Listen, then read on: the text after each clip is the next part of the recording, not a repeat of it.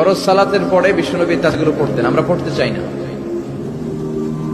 আল্লাহ রাসূল সাল্লাল্লাহু আলাইহি ওয়াসাল্লাম সালাম ফেরানোর পরে পড়তেন আল্লাহু আকবার, 3 বার পড়তেন আস্তাগফিরুল্লাহ আস্তাগফিরুল্লাহ আস্তাগফিরুল্লাহ, সুবহানাল্লাহ 33 বার, আলহামদুলিল্লাহ 33 বার, আল্লাহু আকবার 33 বার, লা ইলাহা ইল্লাল্লাহ ওয়াহদাহু লা শারীকা লাহ, লাহুল মুলকু ওয়া লাহুল হামদু ওয়া হুয়া আলা কুল্লি শাইইন কাদির।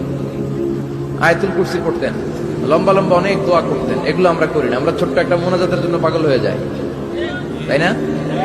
তাড়াহুড়ো করবেন, তাসবিহ পড়বেন, জিকিরগুলো পড়বেন, এগুলো আপনার অন্তরটাকে সিক্ত রাখে। ফরজ সালাতের পরে আয়াতুল কুরসি পড়তে হয়। মান ক্বারাআ আয়াতাল কুরসি দুবুরা কুল্লি সালাতিন মাকতুবা লাম ইয়ামনাহু মিন দুখুলিল জান্নাতি ইল্লাল মাউত। প্রত্যেক ফরজ সালাতের পরে যে আয়াতুল কুরসি পড়ে তার জান্নাতে ঢোকার ব্যাপারে কোনো বাধা থাকে না একটি জিনিস ছাড়া, সেটা হলো তার মৃত্যু। লোকটা মরে না, তাই জান্নাতে যায় না, বললেই জান্নাতে।